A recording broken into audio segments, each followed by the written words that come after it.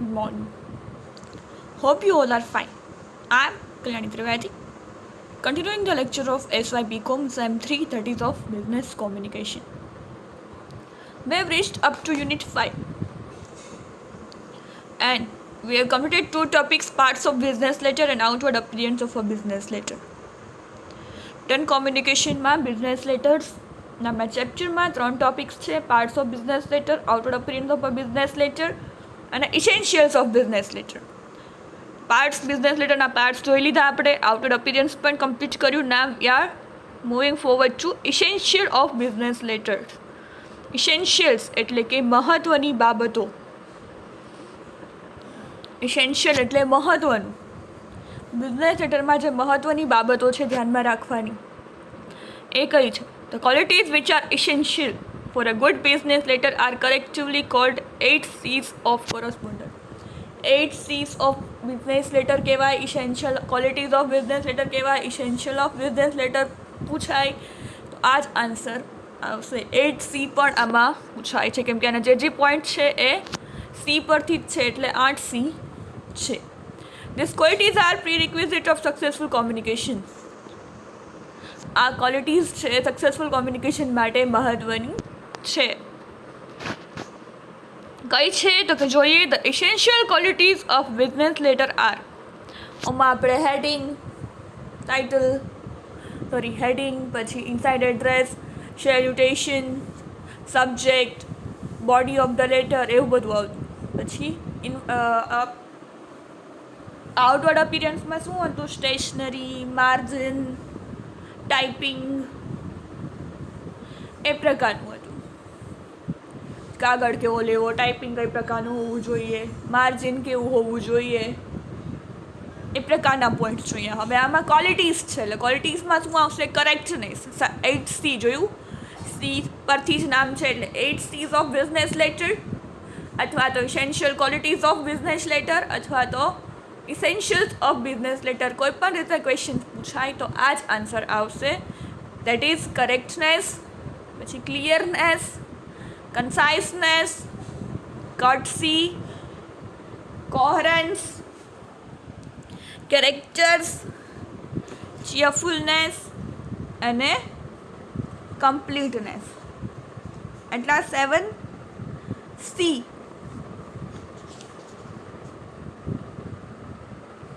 of essential qualities of a business letter અથવા તો 7 C of business letter 8 C.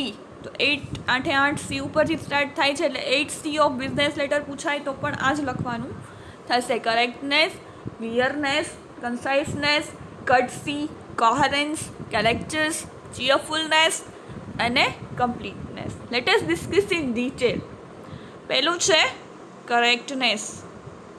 Correctness કેમાં હોવી જોઈએ, કરેક્શન્સ કેમાં હોવા જોઈએ, કરેક્ટ શું લખવાનું છે તો અહીંયા આપેલું છે. A letter must be correct in every respect. શું છે?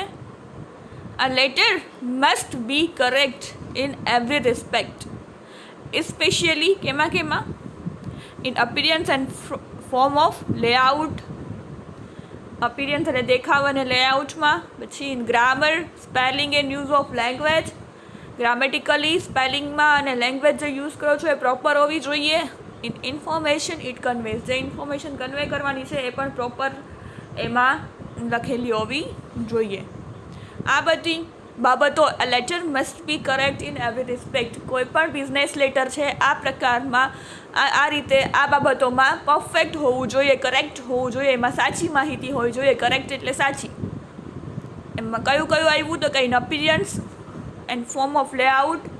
બિઝનેસનું અપિયરન્સ દેખાવ કાલે જે વાત કરી, folding, margin, stationery, white paper, proper typing એ પ્રકારે. પછી in grammar, spelling and use of language. Grammatically sentence ખોટું ન હોવું જોઈએ, સ્પેલિંગ્સ બધા પ્રોપર હોવા જોઈએ અને લેંગ્વેજ જે યુઝ કરો છો એ પ્રોપર યુઝ કરેલી હોવી જોઈએ. ઇન્ફોર્મેશન ઇટ કન્વેઝ, જે માહિતી કન્વે કરે છે, જે માહિતી આપવાની છે એ માહિતી પ્રોપર એમાં મૂકેલી હોવી જોઈએ. That is correctness. Completeness in dependent upon correctness. Completeness એના કોના પર ડિપેન્ડ કરે છે તો કરેક્ટનેસ ઉપર. A letter is complete when it presents all the necessary ideas. Letter ક્યારે કમ્પ્લીટ ગણાય? જેમાં આ બધા નેસેસરી આઈડિયાઝ હોય. તો કરેક્ટનેસ ઓફ ડિટેલ ભરો છો એ સાચી હોવી જોઈએ. Send your message at the correct time. શું કહે છે? મેસેજ છે કરેક્ટ ટાઈમે મોકલો માહિતીને. કરેક્ટનેસ ઓફ લેંગ્વેજ, ભાષા જે તમે વાપરો છો, લેંગ્વેજ યુઝ કરો છો એ પ્રોપર કરેક્ટ સાચી લખો. કરેક્ટનેસ ઓફ ફોર્મેટ આપણે જોયું.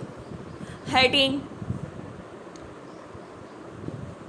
inside address, date, heading, date, inside address, salutations or greetings, subject, body of the letter અને signature છેલ્લે યોર ફેથફુલી કરીને પરફેક્ટ વેમાં લખેલું હોવું જોઈએ. ફોર્મેટ પ્રોપર હોવું જોઈએ. બિઝનેસ લેટરનું ફોર્મેટ પર્સનલ લેટર્સમાં ફોર્મેટ કે એમાં પ્રોપર હોતું નથી, પણ બિઝનેસ લેટરનું પ્રોપર ફોર્મેટ આપણે જોયું. હવે કઈ રીતે કરેક્ટનેસ, એના 4 પોઈન્ટ છે. અંદર સબ પોઈન્ટ છે કરેક્ટનેસના. Correctness of details. It is necessary that the fact presented in a business letter are correct. In fact you should not transmit any message unless you are absolutely sure of its correct. સરસ મજાની માહિતી લખી છે આમાં. It is necessary that fact presented in a business letter are correct. એક જરૂરી બાબત ધ્યાનમાં રાખવાની છે કે જે હકીકત તમે જે લેટરમાં પ્રેઝન્ટ કરો છો એ માહિતી કરેક્ટ સાચી હોવી જોઈએ. In fact you should not transmit any message unless you are absolutely sure of its correct. કોઈ પણ માહિતી ત્યાં સુધી મોકલવી નહીં, બીજાને માહિતી શેર કરવી નહીં, જ્યાં સુધી તમને ખુદને એની હકીકત ખબર ન હોય, એ સાચી છે કે નહીં એની ખબર ન હોય ત્યાં સુધી માહિતી શેર કરવી નહીં, ટ્રાન્સમિટ કરવી નહીં, એટલે મોકલવી નહીં. એટલે આ ડિટેલમાં આ કરેક્ટનેસ હોવી જોઈએ. બીજું છે send your message at correct time. શું કહે છે? Send your message at correct time. All messages must be transmitted and responded to at the most appropriate time. એટલે કે જે સમયે માહિતી મોકલવાની હોય એ સમયે, પ્રોપર સમયે. આજ મેસેજ, આજે કોઈનો પત્ર આવ્યો કોઈ બિઝનેસ કંપની તરફથી, એનો કાલ રિપ્લાય કરશું એવું ન હોય. આજે ને આજે એનો રિપ્લાય કરવો પડે. કોઈ નો લેટર આવ્યો, કોઈને આપણે લખવાનો છે, તો એ આજે ને આજે પ્રોપર માહિતી લખીને મોકલવો જોઈએ. એમાં ટાઈમની ડીલે હાલે નહીં. એપ્રોપ્રિએટ સાચા સમયે, જ્યારે જે એપ્રોપ્રિએટ ટાઈમે, ચોક્કસ નિયત સમયે જ્યારે મોકલવાનો હોય ત્યારે મોકલી દેવો. એમાં ડિલે કરવું નહીં કે ચલો આજે આવ્યો તો કાલ મોકલશે. એના ઉપરથી આપણી કંપનીની છાપ પણ ખરાબ પડે છે. આપણા બિઝનેસ, આપણી ઇન્ડસ્ટ્રી, કંપની જે પણ હોય, જો આપણે ટાઈમમાં ડિલે કરીએ તો પ્રોપર ઇન્ફોર્મેશન, પ્રોપર મેસેજ ટાઈમે ના પહોંચાડીએ તો આપણી કંપનીની પણ થોડી ઇમેજ ખરાબ થાય છે. એટલે કે પ્રોપર ટાઈમિંગ પર મેસેજ મોકલવો. પછી છે કરેક્ટનેસ ઓફ લેંગ્વેજ. શું કહે છે? Correctness of language. The letter should be correct from the language point of view. Language point of વ્યૂથી લેટર છે ભાષા કરેક્ટ લેંગ્વેજ લખેલી હોવી જોઈએ. It means that the writer should be careful in spelling proper હોવા જોઈએ, grammar proper હોવું જોઈએ, and other aspect of language use. જે તમે લેંગ્વેજ, જે રીતે તમે પત્ર લખો છો એમાં પ્રોપર ગ્રામર હોવું જોઈએ, સ્પેલિંગ પ્રોપર હોવા જોઈએ. એ બધી બાબતો પ્રોપર હોવી, કરેક્ટ હોવી જોઈએ, સાચી હોવી જોઈએ. પછી છે correctness of format. The writer of business letter should be careful about format. It means all the parts of structure of business letter should be placed properly. મેં કીધું એમ ફોર્મેટ કે પહેલાં ઉપર હેડિંગ આવે, top center of the letter, પેજની સૌથી ઉપર વચ્ચોવચ્ચ આવશે હેડિંગ, પછી આવશે ડેટ રાઇટ હેન્ડ સાઇડ, પછી ઇનસાઇડ એડ્રેસ, પછી ગ્રીટિંગ્સ, પછી subject, body of the letter મિડલમાં, અને યોર્સ ફેથફુલી સિગ્નેચર.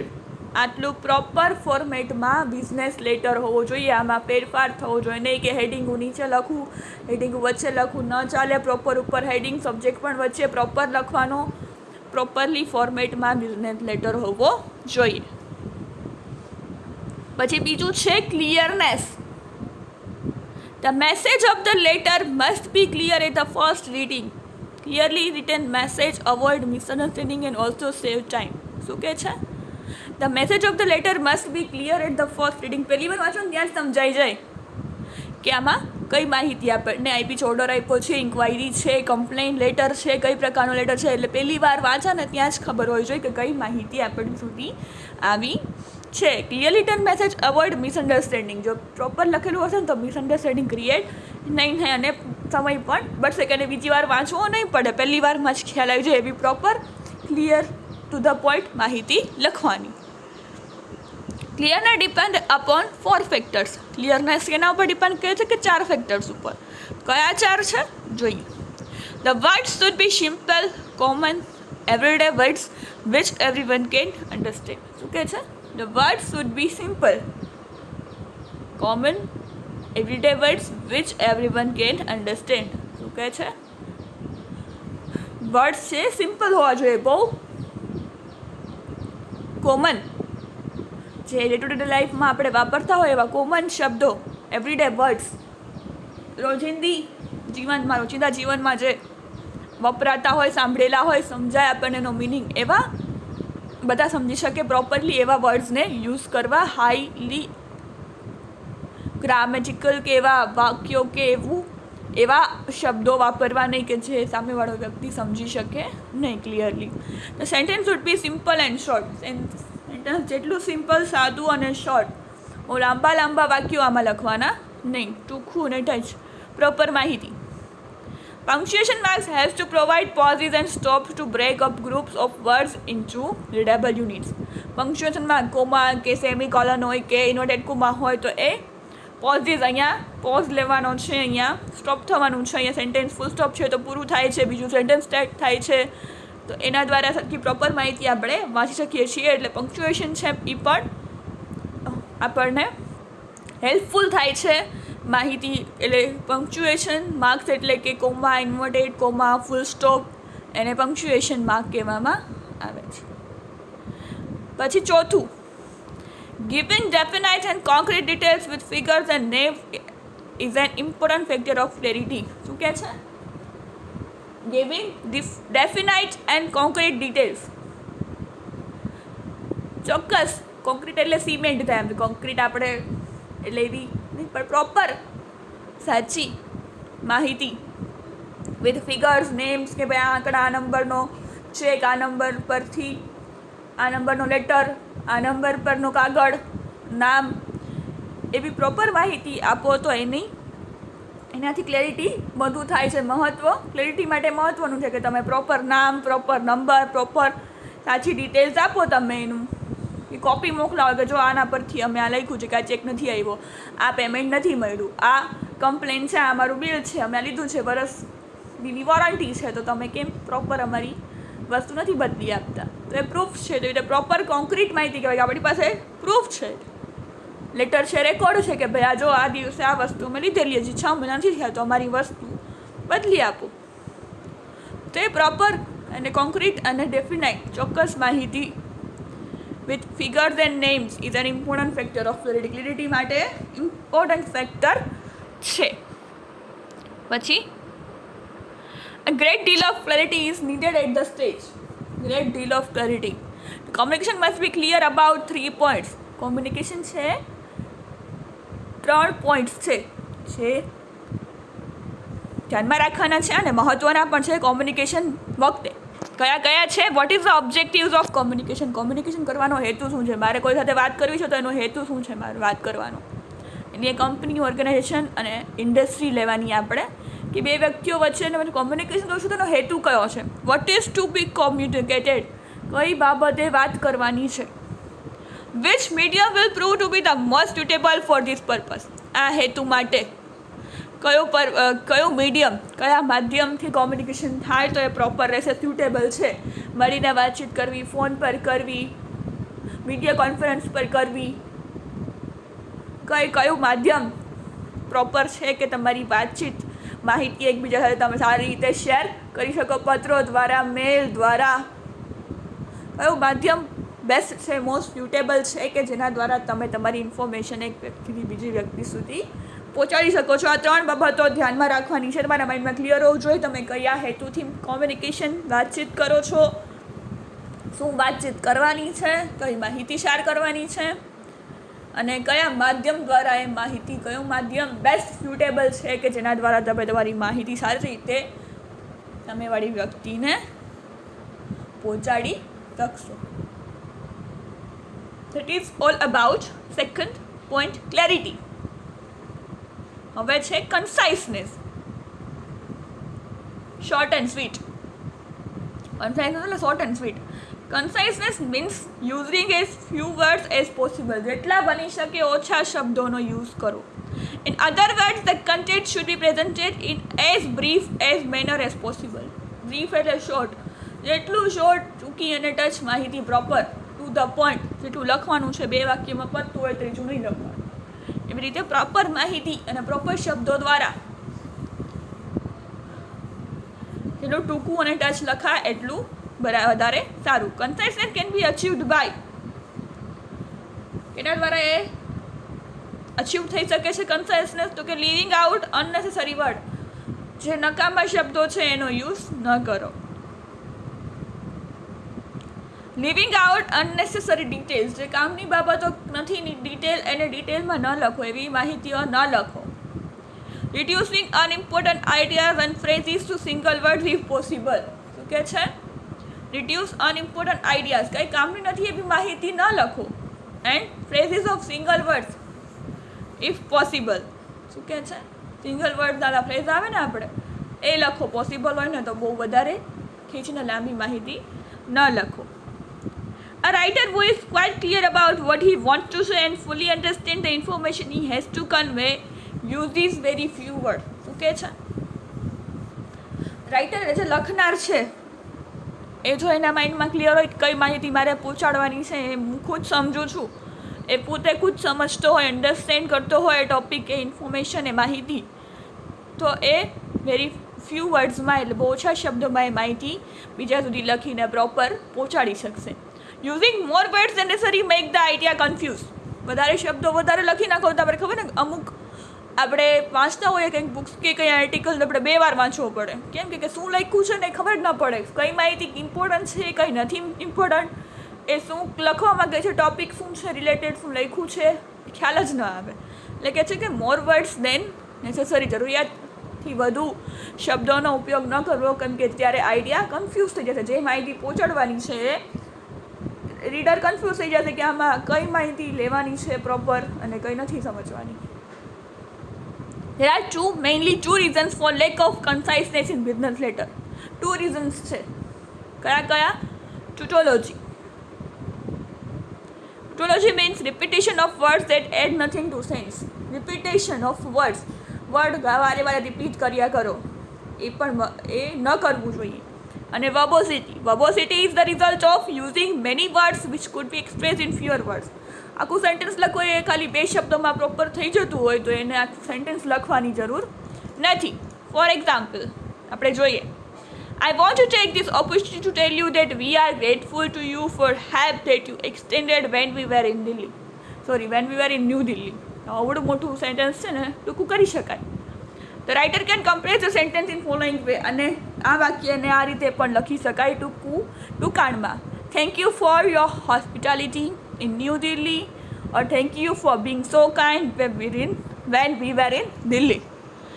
આવડું મોટું વાક્ય હતું જે 3-2 લાઇનનું, એ આપણે શોર્ટ એન્ડ સ્વીટ એક સેન્ટેન્સમાં પૂરું કરી દીધું. જ્યારે એક સેન્ટેન્સમાં માહિતી સમજાવી શકાતી હોય તો એને લાંબુ કરીને 2-2 સેન્ટેન્સ 2-2 લાઇનમાં સેન્ટેન્સ ન લખવું.